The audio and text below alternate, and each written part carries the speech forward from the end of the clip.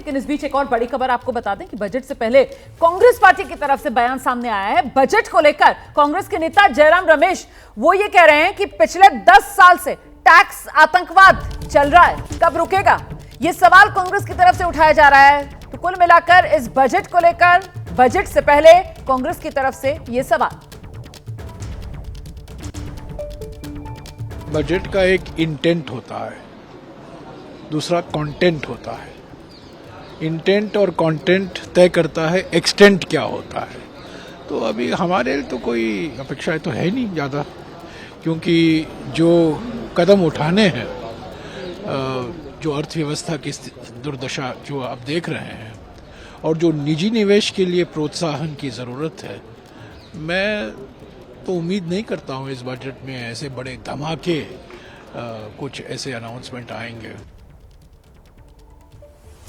तो विपक्ष अपनी भूमिका निभाता हुआ बजट आने से पहले ही विपक्ष की तरफ से ये प्रतिक्रिया बजट को लेकर देने का सिलसिला शुरू हो गया। लेकिन मैं जल्दी से जरा राहुल के पास चलती हूँ दर्शकों को लेकर।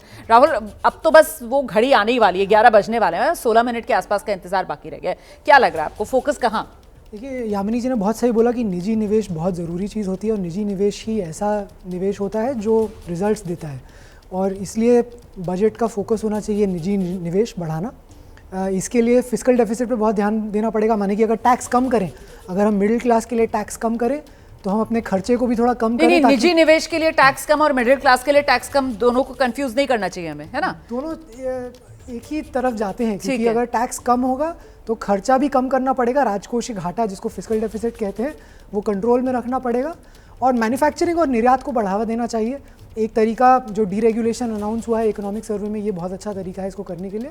और एक और तरीका है कि वर्कर डॉर्मेटरीज स्थापित की जाए जिससे कि मैन्युफैक्चरिंग को बढ़ावा मिले। ठीक है, 3-4 चीज़ों पे मेरे ख्याल से फोकस रहना चाहिए, आपको ऐसा लग रहा है। जल्दी से इस वक्त जानकारी मैं दे दूं कि वो जो मोदी कैबिनेट की बैठक चल रही थी वो बैठक खत्म हो गई है। इस बैठक में बजट पर मोहर लगा दी गई है और अब मोदी कैबिनेट की बैठक खत्म हो गई है। संसद भवन परिसर में ही ये बैठक चल रही थी। बैठक से बाहर निकल आए प्रधानमंत्री नरेंद्र मोदी और अब सदन का रुख किया जाएगा। कुछ ही देर में बजट पेश होगा।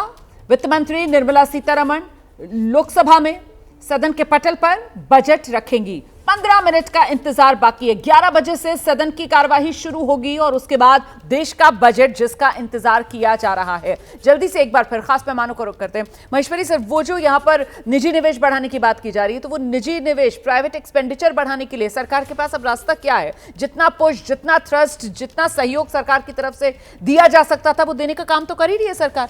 सरकार ने जो PLI स्कीम दी है उसको हम एनलार्ज कर सकते हैं। उसमें इनकम टैक्स में हमने काफ़ी छूट दी है। इनकम टैक्स में डिफरेंट, अगर आप एम्प्लॉई रखते हैं, डिफरेंट वर्कर्स को प्रदान करते हैं तो उसमें एक्स्ट्रा टैक्स डिडक्शन मिलती है। इनकम टैक्स में 33% एक्स्ट्रा PLI में मिल रही है। तो लेकिन खाली वो 18 से 20 सेक्टर्स में ही अभी PLI है। मुझे लगता है इस PLI के दायरे को बहुत ज़्यादा बढ़ाया जा सकता है, बिकॉज जैसा इन्होंने कहा बिल्कुल सही है कि जब तक प्राइवेट इन्वेस्टमेंट नहीं आएगी वो आगे देश तरक्की नहीं कर पाएगा, रोज़गार नहीं हो पाएगा और हमारी जो सोशल सिक्योरिटी है वो भी डेवलप नहीं हो पाएगी।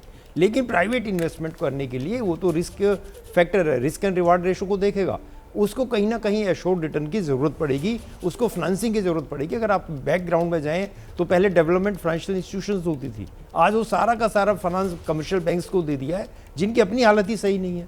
वर्ल्ड ओवर आप देखेंगे कि जो कमर्शियल बैंक्स हैं वो डेवलपमेंट के लिए फाइनेंस नहीं कर सकते। तो मुझे लगता है कि इंडस्ट्री को बढ़ाने के लिए एक डेवलपमेंट फाइनेंशियल इंस्टीट्यूशंस की ज़रूरत है जो कि प्रोजेक्ट को समझती हैं और ग्रीन जो प्रोजेक्ट्स हैं खासकर उनको समझें, बिकॉज वहाँ पे कोई आपको टेंजिबल एसेट्स नजर नहीं आ रही। आज जो हमारा मूवमेंट है, आज जो हमारा मॉडल है कि मोर्टगेज ऑफ एसेट्स होगी और उसके बाद हम फाइनेंस देंगे, वो डेवलपमेंट इंस्टीट्यूट के बिना नहीं चल पाएगा। तो नई इंडस्ट्री जब ही आएगी, नंबर 1 आपको कहीं ना कहीं लेबर पे हायर एंड फायर या 2 या 3 साल के लिए कहीं ना कहीं आपको विराम देना पड़ेगा।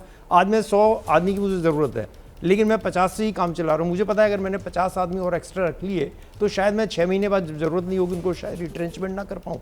तो मुझे कहीं ना कहीं इनिशियल 3 साल के लिए जो हमारे एक्चुअल में फैक्टर ऑफ प्रोडक्शन है, चाहे सबसे बड़ा इंपॉर्टेंट जो पॉइंट है कि सारे के सारे फैक्टर, आप पहले बात करते हैं लैंड की, टोटल अधिकार स्टेट गवर्नमेंट के पास है, लैंड में हम कोई रिफॉर्म नहीं कर सकते। सेकंड, लेबर, ऑल 36 जो फैक्ट्री एक्ट के जो अंदर डिफरेंट प्रावधान है वो सारे के सारे स्टेट गवर्नमेंट के पास हैं, हम उस लेबर एक्ट में कुछ नहीं कर सकते। थर्ड इससे इम्पोर्टेंट है पावर। पहले जैसे लेबर होती थी, आज वो पावर है। पावर सारा का सारा स्टेट फाइनेंशियल इंस्टीट्यूशन के पास है। इलेक्ट्रिसिटी सारा उन्हीं के ही अपना जो पावर फाइनेंशियल इंस्टीट्यूशन है वो बांट रही है, वही डिस्ट्रीब्यूट कर रही है, वही बाई कर रहे हैं, हम उसमें कुछ नहीं कर सकते। देन है कैपिटल। कैपिटल में 50-50 है। आज स्टेट फाइनेंशियल इंस्टीट्यूशन भी हैं और हमारी सेंट्रल फाइनेंशियल इंस्टीट्यूशन भी है, जो over a period of time DK हो गई हैं। मुझे लगता है इन फाइनेंशियल इंस्टीट्यूशंस को बढ़ाना पड़ेगा। जो हमें फैक्टर ऑफ प्रोडक्शन है, हर पॉइंट को हमें इंडिविजुअली टैकल करना पड़ेगा। इसीलिए वो डीरेगुलेशन जो इकोनॉमिक सर्वे में इतना इस्तेमाल किया गया, वर्ड बहुत अच्छा लग रहा है डीरेगुलेशन, बट मुझे एक रोड मैप चाहिए। हाँ। मेयर लिखने से डीरेगुलेशन डजंट मीन एनीथिंग। ठीक है, तो उसकी उम्मीद कर रहे हैं ना सर कि क्या इस बार इस बजट में वो रोड मैप सामने निकल कर आएगा, वो डीरेगुलेशन शब्द जिसका इस्तेमाल हुआ है उसके जरिए कोई ऐसा रोड मैप बनेगा कि जो सरकार उम्मीद कर रही है अपनी भूमिका कैपिटल एक्सपेंडिचर के जरिए बार बार निभाती हुई और उस भूमिका में और आगे बढ़ती हुई नजर आ रही है, लेकिन वो प्राइवेट इन्वेस्टमेंट से जो उम्मीद करती है कि वो भी दिल खोलकर खर्च करे, वो आगे हाथ नहीं बढ़ाता और उसकी वजह से वो अर्थव्यवस्था का चक्का जिसमें कहा जा रहा है कि साहब वो घूम नहीं पा रहा है, वो कहीं अटका हुआ है या उसकी गति धीमी है, उसको किस रूप में बूस्ट मिलेगा। लेकिन यहां पर क्योंकि हमने प्राइवेट इन्वेस्टमेंट का जिक्र किया, उद्योगपतियों की जब बात होती है तो फिर गोपाल केडिया साहब को आना पड़ेगा, और गोपाल केडिया साहब जब आते हैं तो बात टैक्स की होती है। सर, जो इंडिविजुअल टैक्स पेयर है ना, उसको तो बड़े ग्रजेस हैं कि साहब कॉर्पोरेट टैक्स देख लो आप कहां तक है, 27.5% के आसपास मैक्सिमम जाता है, और इंडिविजुअल टैक्स पेयर वो 30% से ऊपर सर उसको लेकर चले गए हैं। ये कैसे चलेगा ऐसे काम? देखिए, बिजनेस जो करते हैं, मिडिल क्लास जो बिजनेस करता है वो मेनली पार्टनरशिप और LLP limited liability partnership firm बना करके काम करता है, और पिछले कई वर्षों से इनकी टैक्स रेट 30% है। बाकी कंपनीज की टैक्स रेट को टच किया गया, 30% से कम करके 25% किया गया, 22.5% किया गया, 15% किया गया, लेकिन पार्टनरशिप फर्म और एलएलपी की टैक्स रेट अभी भी 30% है। तो इसको टच करने की ज़रूरत है, और मेरे को लगता है कि ये कई वर्षों से डिमांड आ रही है। तो इस बजट में हो सकता है इस टैक्स रेट को कम करके 25% किया जाए। फर्दर जो मैन्युफैक्चरिंग सेक्टर के लिए जो 15% टैक्स रेट की गई थी और फॉरेन इन्वेस्टमेंट को इन्वाइट करने के लिए हमने कोरोना के समय में सीतारमन जी ने 15% मैन्युफैक्चरिंग में टैक्स रेट की थी, वो लगता है कि और सेक्टर्स में भी 15% करने की जरूरत है फॉरेन इन्वेस्टमेंट को इंडिया में इन्वाइट करने के लिए। इससे बूस्ट मिलेगा बिजनेस सेक्टर को और एफडीआई को हम इंडिया में ला सकेंगे। सर, जो सरकार एक न्यू टैक्स रिजीम लेकर आई और जिसको लेकर सरकार ये चाह रही है कि साहब यही डिफॉल्ट टैक्स रिजीम बने, उसको बढ़ावा देने के लिए इस बार इस बजट में आपको क्या लगता है, क्या बदलाव सरकार की तरफ से किया जा सकता है? देखिए, जो दो टैक्स रेजिम अभी चल रही है, इसमें जो ओल्ड टैक्स रेजिम है, ओल्ड टैक्स रेजिम को मेरे को लगता है कि इसको बंद कर दिया जाएगा। और क्यों बंद कर दिया जाएगा? क्योंकि डायरेक्ट टैक्स कोड आने वाला है, इस बजट में नहीं आता है तो आने वाले कुछ समय में ये डायरेक्ट टैक्स कोड अभी बन रहा है, उसके साथ सिंक्रोनाइज करने के लिए, क्योंकि उसमें ओल्ड स्कीम मोर और लेस नहीं है उसमें, तो सिंक्रोनाइज करने के लिए हो सकता है इसी बजट में उसको बंद कर दिया जाए। और न्यू आप ये कह रहे हैं कि इसी बजट में जो ओल्ड टैक्स रिजीम है उस पर फुल स्टॉप लग सकती है? लग सकती है।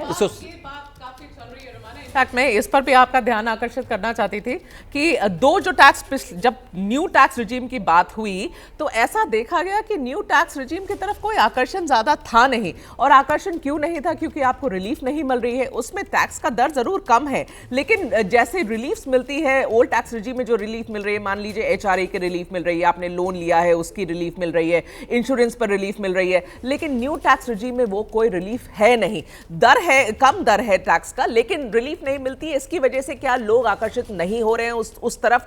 इस बारे में, इन सारे कॉन्टेक्स्ट में ऐसा कुछ बात सुनने में आया पिछले कुछ दिनों में कि शायद ओल्ड टैक्स रिजीम को पूरी तरीके से खत्म कर दिया जाएगा। एक सेकंड, ओल्ड टैक्स रिजीम अगर खत्म होगी केडिया साहब, तो फिर सेविंग का क्या होगा? आम आदमी बचत कैसे करेगा? अभी तो बदलाव आएंगे ना, तो क्या बदलाव लेकर आएगी सरकार? न्यू टैक्स रेजिम इंट्रोड्यूस हुई थी, उस साल टोटल 5 करोड़ इंडिविजुअल रिटर्न जो फाइल हुई थी, उसमें केवल 5 लाख न्यू टैक्स रेजिम में रिटर्न फाइल हुई थी।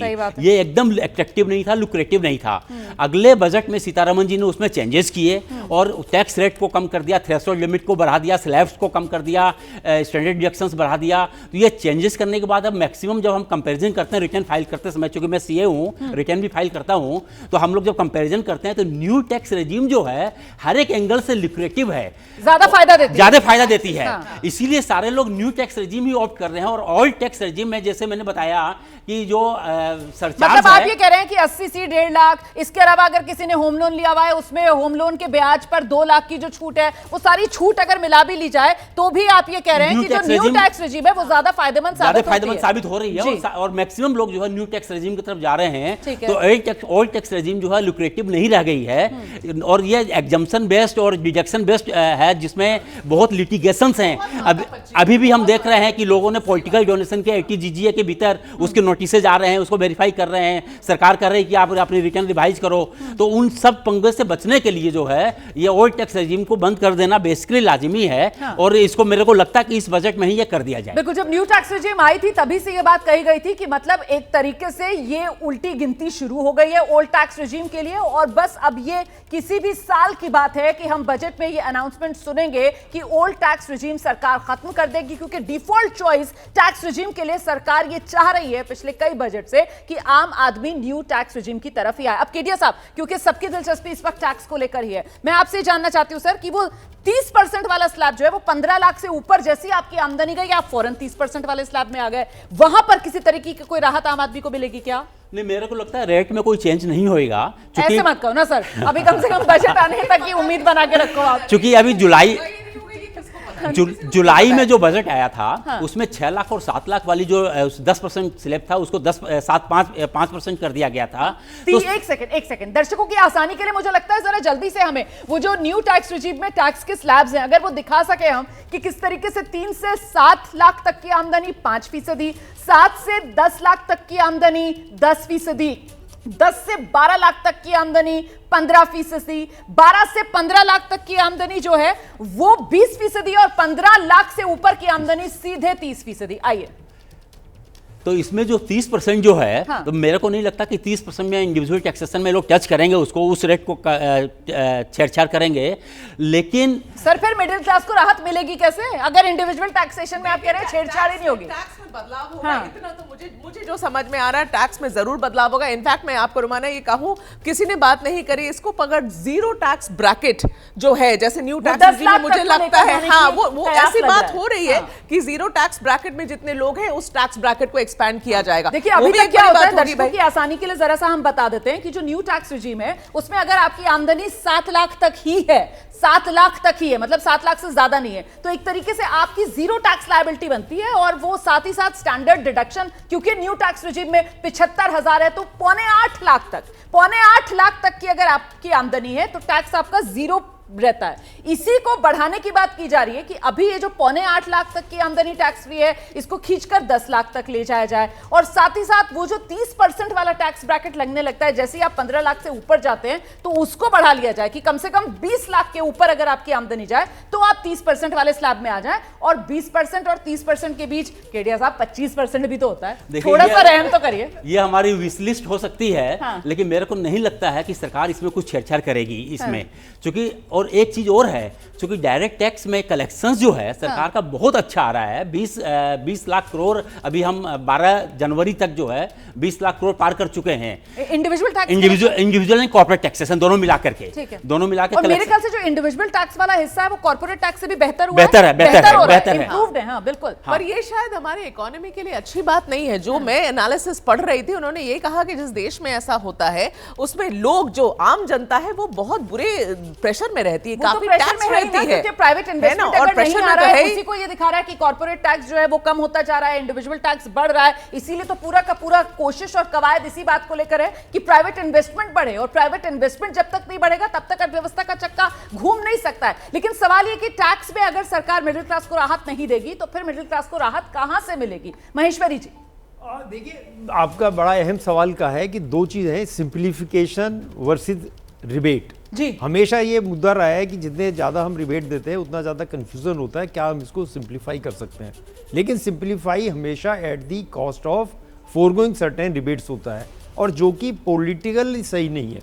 आम आदमी को नहीं लगता, अगर मान लो मैं इसको कंपलसरी कर देता हूँ कि 100% न्यू रिज्म पे ही जाएंगे, तो जो अभी तक हम बात कर रहे थे कि शायद 1.5 लाख की 2 लाख हो जाए या XYZ हो जाए, आज भी अगर हाउसिंग इंटरेस्ट की बात करें, अगर आपने 1 करोड़ का लोन ले रखा है तो उसमें करीब 10 लाख रुपए का आपको रिबेट पड़ जाता है, क्योंकि अगर आपने रेंट पे प्रॉपर्टी चढ़ाई हुई है, और सेल्फ के लिए कम से कम 2 लाख रुपए का बेनिफिट है, तो जो कि न्यू रिज्म में नहीं मिल सकता। तो लेकिन केडिया साहब ने तो अभी बताया कि वो तो चार्टर्ड अकाउंटेंट है और उनके हिसाब से तो अगर आप सारे बेनिफिट्स ले भी रहे हैं ओल्ड टैक्स रिजीम के, तो भी न्यू टैक्स रिजीम जो है वो ज्यादा ल्यूक्रेटिव, ज्यादा फायदेमंद है। रोमाना, ये बहुत इंपॉर्टेंट अपडेट है जो आ रही है। प्रधानमंत्री ने ये सूत्रों की तरफ से, ये सूत्रों के हवाले से खबर कि पीएम मोदी ने अपने कैबिनेट सहयोगी से कहा कि ये बजट आम आदमी के लिए है, गरीब के लिए है, किसानों के लिए है, महिलाओं के लिए है और युवाओं की आकांक्षाओं का बजट है। ये कैबिनेट में पीएम ने ये कहा है। अब ये जो बाहर निकले हुए मंत्री हैं, कुछ लोग ने रिपोर्टर्स को बताया होगा, प्रधानमंत्री ने ये अभी कैबिनेट में कुछ मिनटों पहले बताया।